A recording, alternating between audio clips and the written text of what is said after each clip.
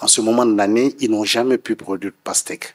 J'ai coaché un homme d'affaires qui, avant-hier et hier, rien qu'en 2 jours, a récolté 40 tonnes de pastèques. Voilà. Et comment il a pu le faire? Parce qu'il a accepté d'utiliser le goutte à goutte, d'utiliser le P17, on va en parler, et d'utiliser des semences. Aujourd'hui, il y a de la recherche sur les semences. Nous, on parle de semences améliorées. Les autres sont en semences hybrides. Ils sont en semences génétiquement modifiées. La science a tellement avancé qu'il n'y a pas d'impossible en agriculture. Le Guinéen, il a fait en 2 jours 40 tonnes. Il vend les pastèques de 10 kilos à 10 000 francs CFA. C'est-à-dire qu'il s'est fait 40 millions en 2 jours. C'est pas du cinéma, c'est ça. Moi, je crois que le risque qu'on a, c'est de mourir de faim. C'est ça. Ceux qui nous parlent d'OGM, de risque dans ça, n'ont pas les mêmes problèmes que nous. Bien sûr, on doit faire une agriculture vertueuse, parce que qui dit serre en culture sous abri, c'est du plastique généralement là-haut pour que la pluie ne pénètre pas, et c'est du filet anti-insectes autour pour que les insectes ne rentrent. Donc si la pluie ne rentre pas, on évite les maladies des feuilles. Si les insectes ne peuvent pas entrer, on évite les produits chimiques. Arriver à l'autosuffisance alimentaire, c'est déjà beaucoup de milliards de francs CFA de gagner pour chacun de nos pays. J'ai été victime des institutions financières, c'est pour ça que j'ai dit que les jeunes doivent se mettre ensemble pour commencer step par step. Ils peuvent brûler des étapes. Les étapes, c'est quoi? Quelqu'un a parlé d'une petite surface, qu'est-ce qu'on peut produire? Je disais tantôt qu'on est esclave du marché. C'est le marché, l'étude du marché, la vision, l'historique du marché qui nous permet de calculer, parce que l'être humain, on est les seuls à pouvoir anticiper et à pouvoir prévoir sur la base de l'histoire et de ce qui s'est passé avant. Tout le monde sait qu'au mois d'août, il n'y a pas de tomates, il n'y a pas de miracle, il n'y a pas de tomates. Celui qui aura la tomate aura le jackpot. Qu'est-ce qu'il faut pour faire la tomate au mois d'août? C'est de ce dont on doit discuter aujourd'hui. Et vous savez qu'en matière d'agriculture, trop d'eau équivaut exactement à pas d'eau du tout. Parce que quand vous arrosez trop la plante, vous la stressez, la plante refuse de boire. Et donc, il faut le juste milieu. Et toute la technique, c'est le goutte à goutte, c'est de l'irrigation localisée. L'homme n'a pas trouvé mieux que le goutte à goutte. C'est comme le sérum qu'on met dans les veines. On apporte l'eau et les nutriments à bonne quantité à chaque plante. On connaît les besoins de chaque plante. Moi, à votre place, si vous avez une petite surface, devenez pépiniériste. Les pépinières n'occupent pas beaucoup de place, mais il y a beaucoup d'argent dedans. J'ai parlé tantôt de papaye. Voilà, avec une boîte de papaye, faites des plants de papaye certifiés. Soyez sérieux, n'allez pas prendre un fruit de papaye pour couper, enlever les graines, sécher. Et faites-vous une réputation. C'est le sérieux qui compte dans ce métier, comme tous les autres métiers. Votre concept de sécurité alimentaire est dépassé depuis longtemps. Nous, on veut l'aisance alimentaire. Et ça ne passera que par des semences de qualité. J'ai dit, mais monsieur le représentant, vous n'avez pas dit aux sémenciers que le record mondial de production de maïs, c'est aux États-Unis. Ils sont à 46 tonnes 720 kilos à l'hectare. Nous, en Afrique, ah oui, 46 tonnes 720. Ouais, nous, on est à 3, ils sont en train de nous applaudir pour nous endormir.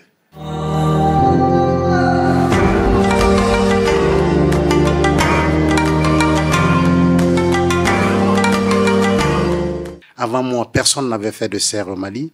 Avant moi, personne n'avait fait de culture de raison des tables. Avant moi, personne n'avait mis l'intelligence artificielle dans l'agriculture.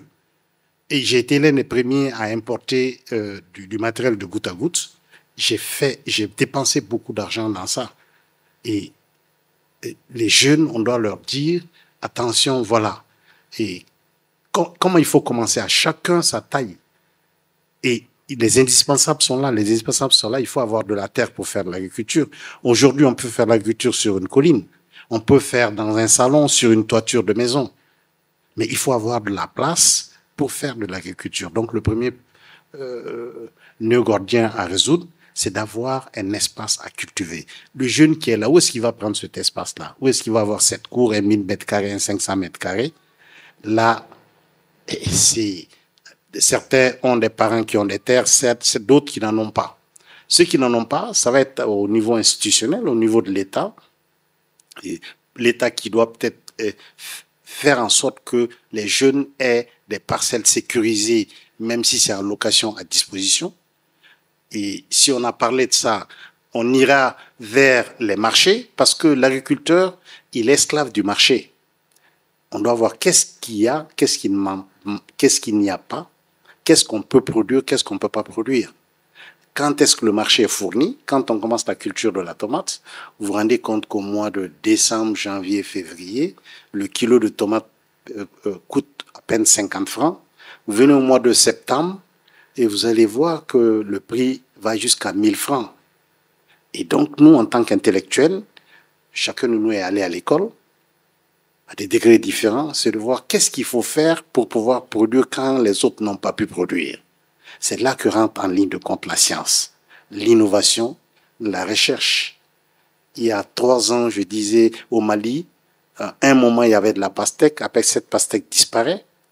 Après, les Sénégalais nous amenaient les écarts de tri. Après, c'est les Marocains qui amenaient leur écart de tri d'Agadir sur plus de 4500 km. Vous avez le même phénomène peut-être ici au Burkinabé, les camions de Marocains qui n'ont pas de fleuve Niger, qui n'ont pas de Volta, arrivent dans le désert à cultiver, à nourrir. 5% de la consommation européenne vient du Maroc.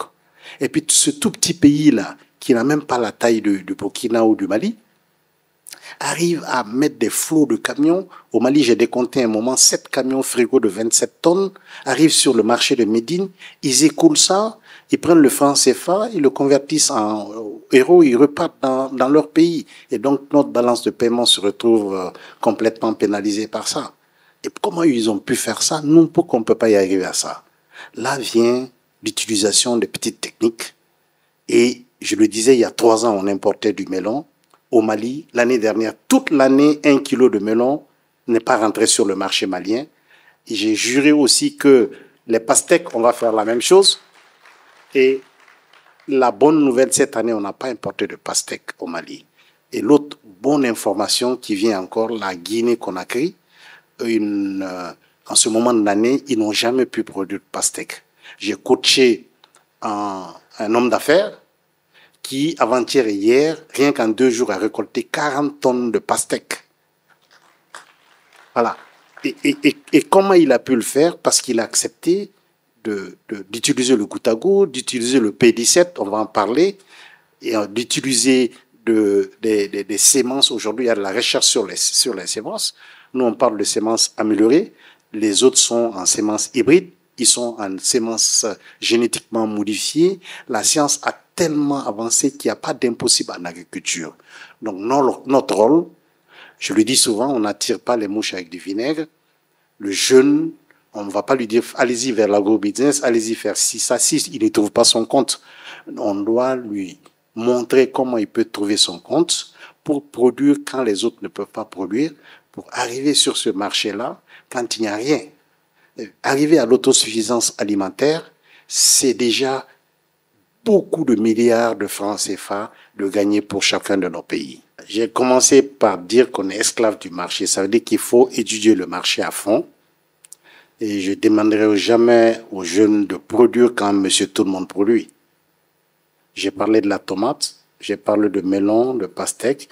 Il faut voir les creux de production. Il y en a dans tous les pays, au climat sahélien comme nous, où de décembre à novembre, nous avons un climat tempéré qui sied à la croissance du maraîchage. Ça veut dire qu'en ce moment-là, tout le monde produit. Et c'est l'offre et la demande. Et moi, mon but en tant qu'architecte, en tant qu'archiculteur, c'est de les aider à produire quand les autres ne peuvent pas produire. Voilà. Donc, quand les autres ne peuvent pas produire, vous n'avez pas de problème de mévente. Vous n'avez pas de problème de transformation. Parce que la transformation veut dire je n'ai pas pu vendre frais, je transforme. Et qui dit transformation dit perte en poids, dit perte en valeur. Et donc, mon but, on ne va pas demander à un jeune qui diminue de produire quand monsieur tout le monde peut produire. Non. Mon combat, c'est de produire professionnellement au moment où les autres ne peuvent pas produire. Parce qu'on n'a pas le même problème que l'Europe, parce que l'Europe, en hiver, vous ne pouvez pas faire de tomates à l'extérieur. Nous, on a 8 mois d'aisance climatique, mais cette aisance-là, c'est 4 mois en fait. Les 8 autres mois, la grande chaleur commence. Donc aujourd'hui, il y a des moyens pour lutter contre cette grande chaleur. Après, la pluie vient, il y a des moyens sous abri pour faire en sorte, au niveau des semences, on arrive aujourd'hui à trouver des semences qui s'adaptent à la pluie. On arrive à trouver des variétés de tomates qui produisent quand même en période de chaleur, mais cette production n'est pas une production comme en période d'aisance. Les jeunes, j'ai dit qu'il y a des étapes. Je ne dirais à aucun jeune d'aller en culture sous abri qui nécessite beaucoup de fonds. C'est pas fait pour ça. C'est le step by step. Chaque jeune est un patient agricole. J'écoute et je lui dis la solution pour moi qui est la meilleure. Et donc, le step by step, pas de banque, pas de microfinance, des financements participatifs, oui, des tontines, oui. Mon savoir et la formation que je donne, c'est gratuit pour le moment. Voilà. Donc, on a parlé du niveau d'éducation à l'école, bien sûr. Et je parle à ceux qui peuvent lire, écrire, ceux qui croient que l'agriculture peut être la voie du salut, je les convainc. Je convainc les jeunes. Ce matin, j'étais chez un grand patron qui aussi est réticent. Ça fait 4 ans que je le convainc, mais je ne me fatiguerai pas de le convaincre. Il sera ma victime agricole parce qu'on n'a pas d'autre choix. C'est pour l'Afrique qu'on fait tout ça. Et on a parlé des risques des semences. Moi, je crois que le risque qu'on a, c'est de mourir de faim. C'est ça. Ceux qui nous parlent d'OGM, de risques dans ça, n'ont pas les mêmes problèmes que nous.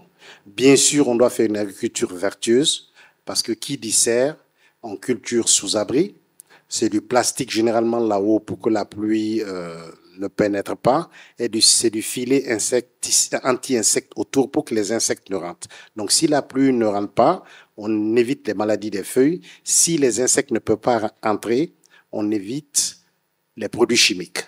En fait, c'est de la culture vertueuse, c'est pas de la culture bio. Ça m'amène à une question dont un participant a parlé, de santé du sol. Et généralement, nous, on est en hors-sol. Le sol veut dire qu'on cultive dans du substrat, de la fibre de coco, bien nettoyée, qui est du végétal. C'est dans ça qu'on fait la tomate. Le sol en tant que tel ne nous intéresse pas. Et comme vous l'avez dit, le sol a ses maladies, a ses épuisements. Et quand on est en culture hors sol, la fibre de coco, on l'utilise 3-4 ans et puis on enlève, on amène d'autres cultures, d'autres substrats encore. Et là, tout est qualité, tout est vérifié. On peut tous les jours mesurer le pH, l'essai et tout le reste. Itinéraire technique pour les pastèques sous serre si c'est disponible. Oui, je vous donnerai mon adresse, je vous enverrai. Aujourd'hui, il n'y a même pas un secret. Vous allez sur Wikipédia, sur Google, vous allez voir l'expérience au Maroc, vous allez voir l'expérience, disons, au Sénégal. Mais comme j'ai dit que l'agriculture, c'est une science de l'observation, la pastèque ne se comporterait pas de la même façon au Burkina qu'au Sénégal. Donc, il faut adapter, il faut regarder la plante. Et ça, j'ai dit tout de suite que je coach quelqu'un en Guinée. Je ne suis pas en Guinée. À partir de WhatsApp, tous les jours, il m'envoie des photos. Je parle avec les plantes. Je regarde la feuille. Les feuilles de la plante ont un langage. Et donc, il faut savoir lire ce langage. Il y a telle maladie, il y a tel machin. Il réajuste, la plante commence à sourire et puis la vie continue. Et accès au financement, l'éducation financière. Je ne suis pas financier. J'ai été victime des institutions financières. C'est pour ça que j'ai dit que les jeunes doivent se mettre ensemble pour commencer step par step. Ils peuvent brûler des étapes. Les étapes, c'est quoi? Quelqu'un a parlé d'une petite surface. Qu'est-ce qu'on peut produire? Je disais tantôt qu'on est esclave du marché. C'est le marché, l'étude du marché, la vision, l'historique du marché qui nous permet de calculer, parce que l'être humain, on est les seuls à pouvoir anticiper et à pouvoir prévoir sur la base de l'histoire et de ce qui s'est passé avant.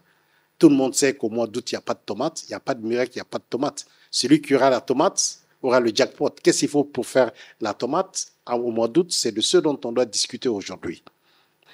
Et contrainte d'eau. Un propriétaire de lycée me disait que contrainte d'eau, il y a 2 serres. Bien sûr, je dis toujours que le facteur limitant dans l'agriculture et dans toute agriculture, c'est l'eau. Vous n'avez pas d'eau, vous n'avez pas d'agriculture. Maintenant, comment utiliser cette eau-là? Vous pouvez, comme la pluie du bon Dieu, ça vient, c'est un robinet, personne ne ferme, ça se ferme à son bon vouloir, vous ne contrôlez pas l'eau. Et vous savez qu'en matière d'agriculture, trop d'eau équivaut exactement à pas d'eau du tout. Parce que quand vous arrosez trop la plante, vous la stressez, la plante refuse de boire. Et donc, il faut le juste milieu. Et toute la technique, c'est le goutte à goutte, c'est de l'irrigation localisée. L'homme n'a pas trouvé mieux que le goutte à goutte. C'est comme le sérum qu'on met dans les veines. On apporte l'eau et les nutriments à bonne quantité à chaque plante. On connaît les besoins de chaque plante. On est arrivé au point aujourd'hui, dans nos serres, il y a une station météo à l'extérieur qui mesure la radiation du soleil, la température, la vitesse du vent, et dit à l'ordinateur, attention, aujourd'hui c'est 42 degrés à Ouagadougou, l'humidité c'est 80%, le vent c'est à 110 à l'heure. L'ordinateur lui dit, attention, ma plante à 8 mois est chargée de 10 kilos de fruits. Et l'ordinateur, par l'intelligence artificielle, ajuste systématiquement. Et en fin de journée, il y a des pompes qui tirent l'eau qui n'a pas été utilisée parce qu'on n'est pas dans le sol. On est dans un canal où il y a de la fibre de coco, la plante absorbe de l'eau, il y a l'excédent d'eau qui est drainé, mesuré. L'ordinateur va dire, mais attention, moi j'ai dit, la station météo m'a dit que ça fait 42 degrés, j'ai donné 1 litre d'eau, mais la plante n'a pris que 30%, les 70% sont en pure perte. Mais cette eau-là est recyclée. L'ordinateur va aller encore tester la quantité d'engrais qui reste dans cette eau et réajuste l'irrigation du lendemain. Donc, on va arriver à ce point. Vous avez accepté d'avoir, malheureusement pour vous, le iPhone 14. Vous allez investir dans ça, que vous voulez ou pas. Formation serre au Burkina. Ben, dans chaque pays où j'interviens, notamment le Burkina, ma sœur vient de dire, voilà, que j'ai suivi, et avant ça, mon grand cousin, qui est mon cousin adoré, et a dit que j'ai travaillé sur l'Arlé là-bas, j'ai travaillé chez plusieurs personnes, et je fais toujours tout pour que chaque pays constitue une entité, qu'on ne quitte pas le Burkina pour venir au Mali en formation, si on peut faire cette formation-là au Burkina. Donc, ma condition, je vous aide à le faire, mais vous allez former d'autres. Il y a la formation de la formation et ça doit être continu. Moi, je n'interviens, je ne viens pas manger dans l'assiette du Burkinabé tant qu'il y a d'autres pour manger ici. Voilà. Idem, j'ai été contacté la semaine dernière par l'Institut de recherche du Tchad, que la Banque mondiale leur a donné un financement pour construire 2 serres. Ils ont construit les serres. Ils veulent que je vienne pour former des agents. J'ai dit non, vous avez 2 serres en fonctionnement. À Djamena, ils n'étaient même pas au courant. J'ai arrangé avec les promoteurs de serres. Ils vont les accueillir pour les former dans le cadre d'une formation à l'interne. Et cette synergie globale-là, on va un jour se réunir pour vraiment... Je ne sais même pas quoi dire encore, c'est bon. Le coût de l'installation, c'est du sur-mesure. Le 1000 mètres carrés n'a pas le même prix que le 3000. Le 3000 n'a pas le même prix que le 5000. Et ça dépend du niveau d'équipement. Est-ce que vous allez mettre l'intelligence artificielle? Ou bien est-ce que simplement c'est le plastique et le filet qui vous intéresse? Donc vous donnez un coût comme ça, non, je ne crois pas au Père Noël. C'est du cas par cas, je suis ouvert. Et si vous voulez réellement faire un projet, je suis ouvert à collaborer, à faire la mise en relation, à faire le suivi, à faire la formation. On n'a pas besoin de se déplacer. Aujourd'hui, le WhatsApp, le Facebook, les photos, les Blancs l'ont inventé, mais c'est pour nous, à condition que vous le compreniez, vous les jeunes. Quelles sont les 3 cultures qu'on peut faire au Burkina? Ça, c'est une question à 3 sous. J'ai dit qu'on est esclave du marché. Vous ne produisez pas pour manger vous-même, vous mangez une partie, le reste c'est pour vendre, si je comprends bien. Et donc, quelles sont les 3 cultures qui peuvent marcher au Burkina? Il faut aller au marché. En ce moment de l'année, j'ai parcouru un peu en venant de l'hôtel, j'ai vu qu'il n'y a pas de pastèque. Quelqu'un qui arrive à produire de la pastèque en ce moment de l'année, vous avez le jackpot. Le Guinéen, il a fait en 2 jours 40 tonnes. Il vend les pastèques de 10 kilos à 10 000 francs CFA. C'est-à-dire qu'il s'est fait 40 millions en 2 jours. C'est pas du cinéma, c'est ça. À quoi ça sert une serre? Généralement, en maraîchage, on utilise des serres. On les utilise pourquoi? Parce que toutes les plantes qu'on a ici, tomates, oignons, concombres, rien ne vient d'Afrique. C'est pas endémique de nos terres. Ça vient généralement de l'Inde, Amérique du Sud. Tout vient de là-bas. Rien ne vient d'Afrique en matière de maraîchage. Et donc, ces plantes-là se sont habituées au climat qu'il y a dans ces pays. Et dans ces pays, c'est des climats tempérés. Et la tomate, par exemple, sa pleine croissance, c'est entre 25 degrés et 29 degrés. La différence de température entre le jour et la nuit doit être de 5 degrés au minimum. L'hygrométrie, c'est-à-dire la quantité d'eau dans l'air, ne doit pas dépasser 70%. Et la tomate consomme 1 litre d'eau de tomate. Comment consomme des engrais bien spécifiques. Donc, comment réunir toutes ces conditions pour pouvoir produire? Malheureusement pour nous en Afrique, et généralement en Afrique de l'Ouest, il n'y a que 3 ou 4 mois de l'année où on réunit les conditions de température. Il fait frais au mois de décembre, il fait frais au mois de janvier. Vous avez de la salade, vous avez du chou, vous avez tout partout. Il fait chaud, ça disparaît. La serre, c'est pour créer artificiellement les conditions optimales, le biotope pour la plante. C'est-à-dire quand je fais une serre, je mets une toiture parce que la tomate n'aime pas la pluie sur les feuilles. J'ai résolu le problème de pluie. Maintenant, il fait 42 degrés. Comment amener ces 42 degrés à 25 degrés? Et donc, c'est des outils que la serre a à disposition. Il y a la ventilation, il y a l'écran thermique à base d'aluminium, il y a le misting. Aujourd'hui, on atteint le pad cooling. La serre est climatisée sans utiliser un climatiseur. C'est un rideau d'eau et un aspirateur. L'effet d'aspiration à travers ce radiateur d'eau crée la fraîcheur. Et donc, et quand on vient à la protection de la plante, vous avez soit du plastique total pour les pays tempérés, ou vous avez du filet autour. Et ce filet-là, c'est de l'insecte-proof. C'est un maillage tellement serré que même la petite mouche des fruits, qui est une mouche microscopique, ne peut pas rentrer. Donc, on constitue une espèce de barrière physique à l'intrusion des nuisibles. Mais vous créez un autre problème parce qu'il faut une pollinisation. Les abeilles, il y a des insectes utiles et des nuisibles. Vous arrêtez toutes les espèces d'insectes. Mais les utiles, il faut les introduire. Maintenant, l'agriculture a tellement poussé la recherche, on va faire la domestication d'une espèce d'abeille qui s'appelle le bourdon, qu'on fait rentrer dans la serre et qui pollinise les tomates. Maintenant, on arrive à un point où il y a des prédateurs de prédateurs. Vous prenez par exemple un puceron, ils ont pu observer qu'il y a un insecte qui aussi bouffe le puceron. Donc, on cultive cet insecte-là pour l'introduire en serre, pour lutter contre les insectes, pour ne pas faire de produits chimiques, moyens pour bloquer les importations. C'est l'offre et la demande encore. Le Marocain amène sa pastèque au Mali parce qu'il sait qu'il n'y a pas de pastèque. Il sait qu'il peut vendre 10 kilos de pastèque à 1000 francs.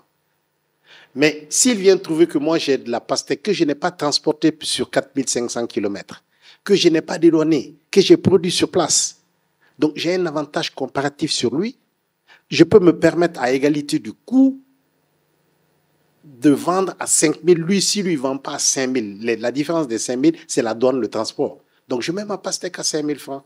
Ah, il réfléchir. S'il vend à 5 000, c'est comme s'il a perdu, il ne viendra pas. C'est ça, on n'attire pas les mouches avec du vinaigre. C'est aussi simple que ça. Quelle culture sur une petite surface? Sur une petite surface, moi, à votre place, si vous avez une petite surface, devenez pépiniériste. Les pépinières n'occupent pas beaucoup de place, mais il y a beaucoup d'argent dedans. J'ai parlé tantôt de papaye. Voilà, avec une boîte de papaye, faites des plants de papaye certifiés. Soyez sérieux, n'allez pas prendre un fruit de papaye pour couper, enlever les graines, sécher. Et faites-vous une réputation. C'est le sérieux qui compte dans ce métier, comme tous les autres métiers. D'accord. Quelqu'un a parlé de culture de gombo et de piment. J'ai fait un peu de gombo, mais je ne suis pas spécialiste en gombo. Mais par contre, il y a une forte demande. Je viens de la foire Marktfrucht à Rimini en Italie. Semaine dernière, on était invités. On a rencontré des Égyptiens qui ont une demande infinie de gombo. Quel gombo? C'est les Clemson, les longs là. Comment on appelle ça? On appelle ça lady fingers. C'est, disons, une commande de 10 tonnes jusqu'à 20 tonnes par semaine par avion. Donc, le gombo, il y a une forte demande. Il y a une forte demande aujourd'hui sur ce qu'on appelle le rosier du Soudan, l'oseille, Dablin, Bissap, non? Une très forte demande. Il y a une très forte demande derrière le sésame. Il y a beaucoup de cultures aujourd'hui qui sont demandées dans les cosmétiques. Et les gars se retournent vers l'Afrique. Qu'est-ce qu'il faut faire? Comment on peut s'organiser pour créer des coopératives de production de ces produits? Pour produire le bissap, par exemple, c'est en fin de saison de pluie, mais au goutte à goutte, on peut le produire en saison sèche. Donc, il y a tellement de choses à faire qu'on va discuter jusqu'à demain. Il y a à faire. Réveillons-nous, réveillons-nous, réveillons-nous.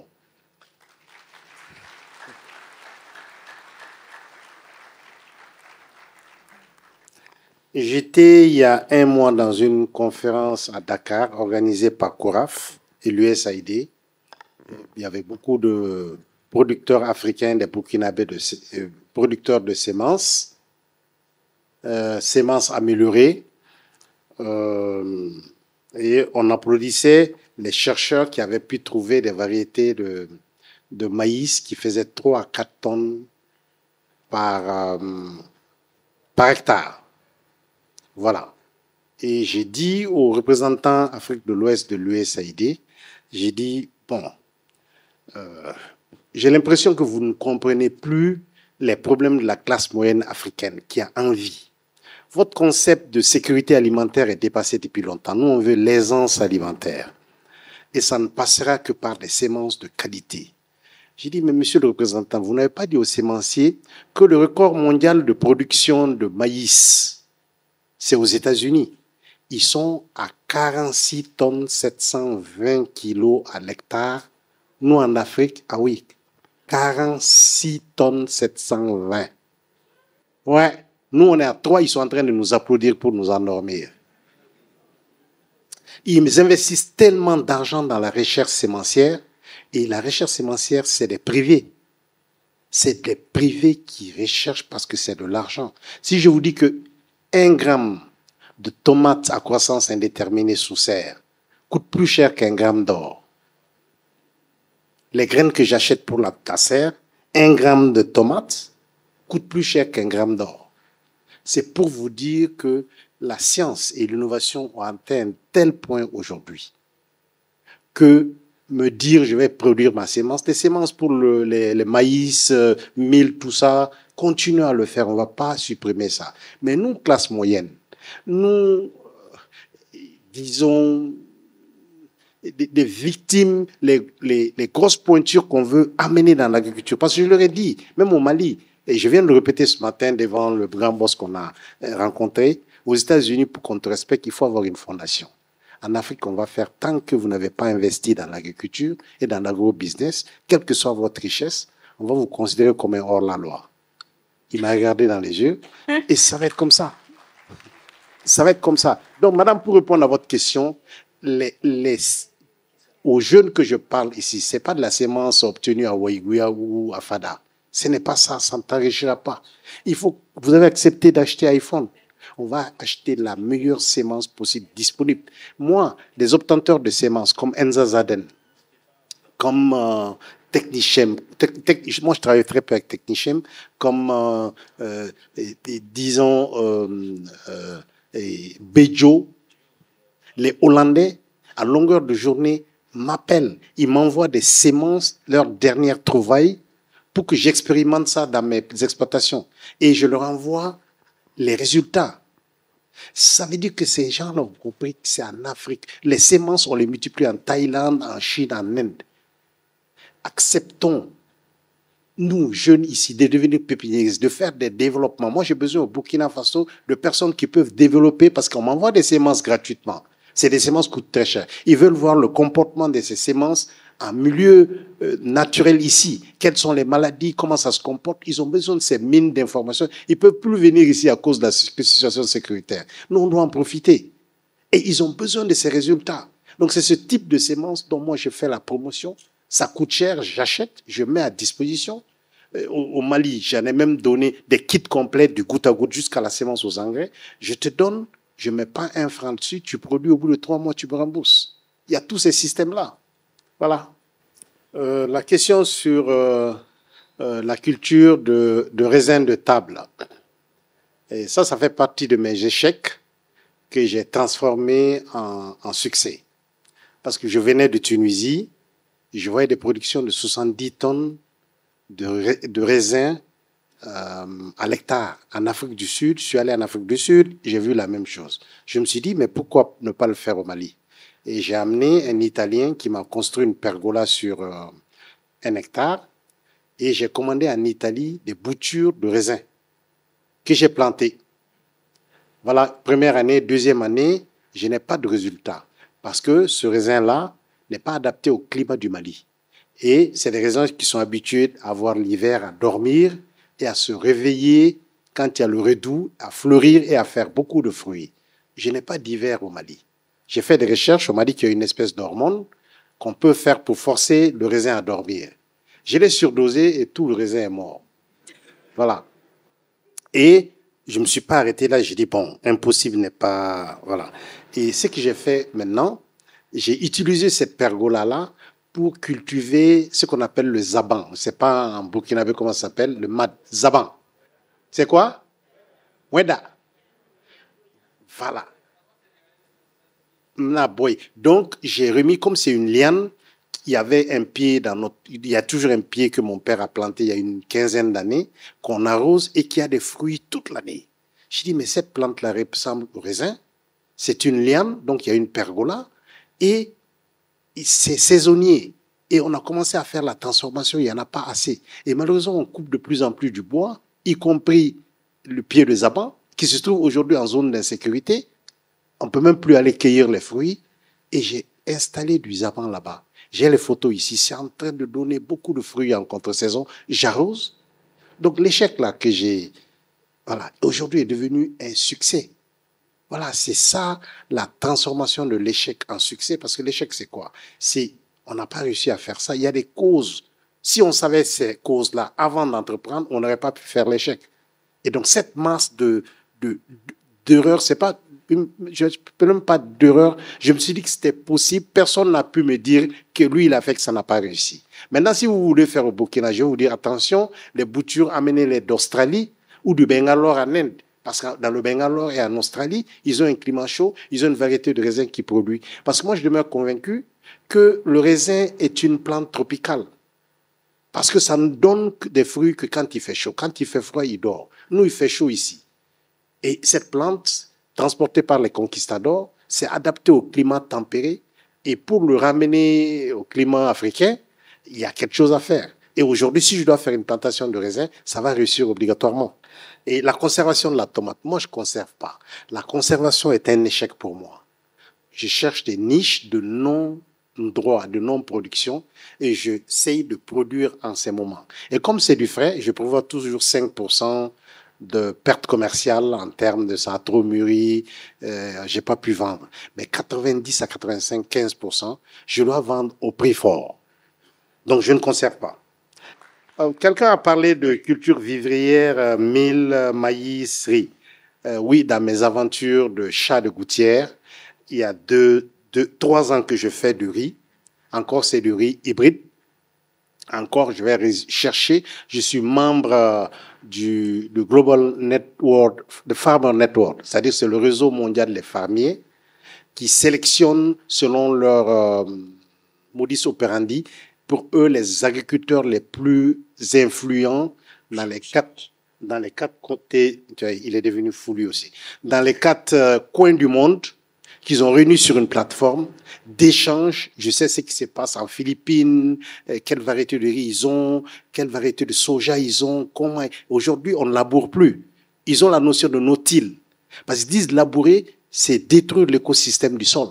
C'est-à-dire la terre arabe, c'est ce qui est en surface. Vous allez prendre ça, le retourner à 20 cm de profondeur et la latérite, vous mettez en haut, vous voulez planter sur ça. Donc, ça avance tellement vite que j'ai cherché le maïs, quel est le record? 46 tonnes. Le riz, quel est le record? C'est 10 à 12 tonnes. Nous, on est à 2 tonnes, 3 tonnes. Pourquoi on n'a pas ça? J'ai cherché dans la sémence, je suis allé chercher l'hybride. Je suis allé dans la fertilisation, j'ai remarqué que les engrais qu'on vend en Afrique de l'Ouest, au Mali, au Burkina, je pèse mes mots, elle a dit que ce que j'ai dit ne m'engage que moi. On ne fait pas de politique, mais quand tu fais de l'agriculture, tu fais de la politique agricole. Il ne faut pas se leurrer. Hein. Ça se touche et il n'y a pas de frontière entre les deux. Donc, j'ai remarqué, et je l'ai dit à certains chefs d'État que j'ai rencontrés, les engrais sont frélatés. Qu'est-ce que ça veut dire que c'est frélaté? Quand tu prends du 20-20-20 ou du 17-17-17, faites l'analyse, il n'y a que 5-5-5 dedans. Les 10-10-10 qui restent là, qui auraient pu permettre à la plante de croître, passent dans la corruption. Parce que pour donner le marché, tu dois donner 10%. Et ces 10% viennent des unités fertilisantes qu'il y a dans les engrais.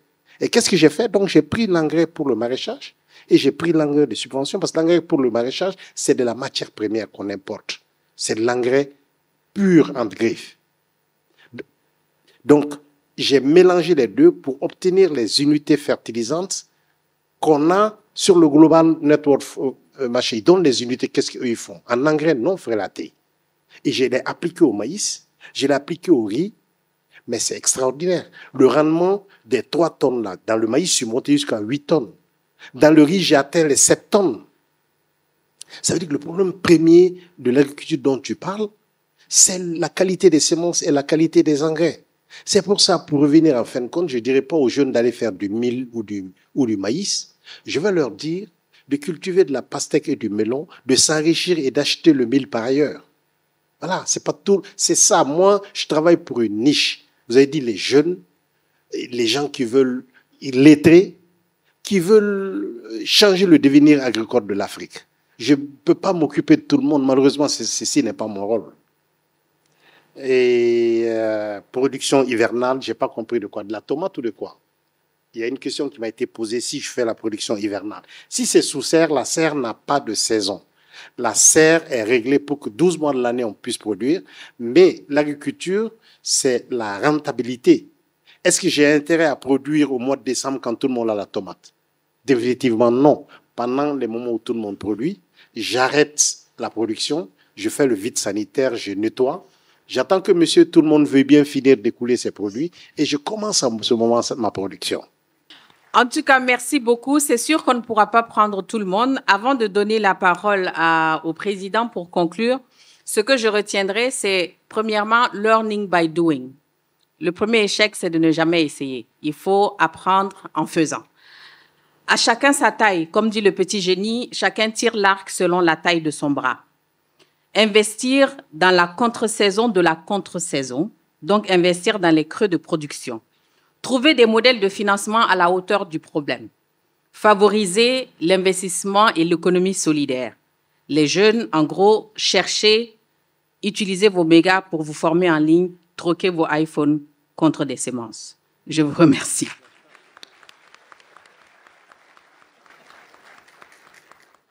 Eh bien, nous allons dire merci aux conférenciers.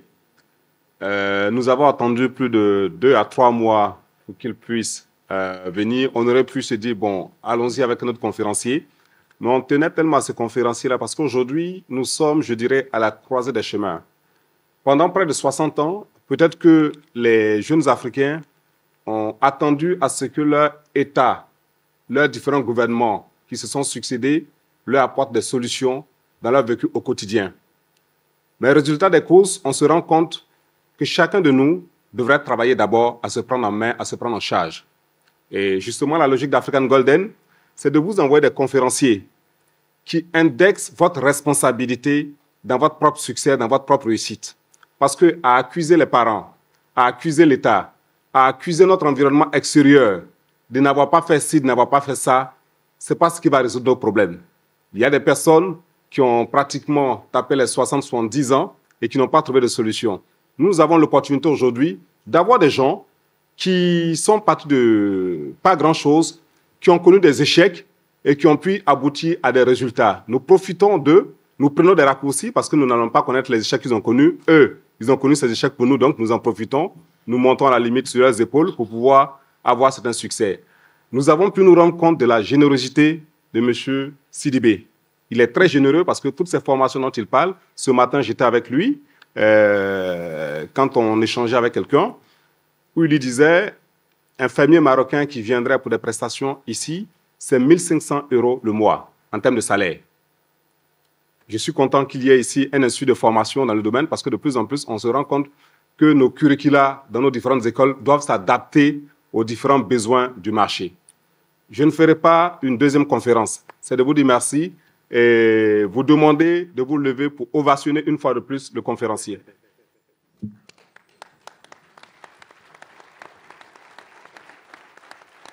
Bonjour à tous. Pour ceux qui ne me connaissent pas, je suis Monsieur Narcisse Leconon, promoteur de l'entreprise Maous Poulet. Notre entreprise se consacre entièrement à la production, la transformation et à la vente du poulet local 100% africain, connu sous le nom de la race Goliath. Notre mission est de contribuer de façon active à l'autosuffisance alimentaire sur le plan de la viande de volaille sur toute l'étendue du territoire africain, sans pour autant dépendre des poussins importés ou des poulets congelés importés. Alors nous nous rendons entièrement disponibles à vous former, vous coacher et vous fournir des poussins Goliath de race pure sur toute l'étendue du territoire africain. Donc si vous avez besoin de nos services, notre numéro s'affiche juste en bas de l'écran. Contactez-nous et nous pourrons vous répondre et vous aider. Merci.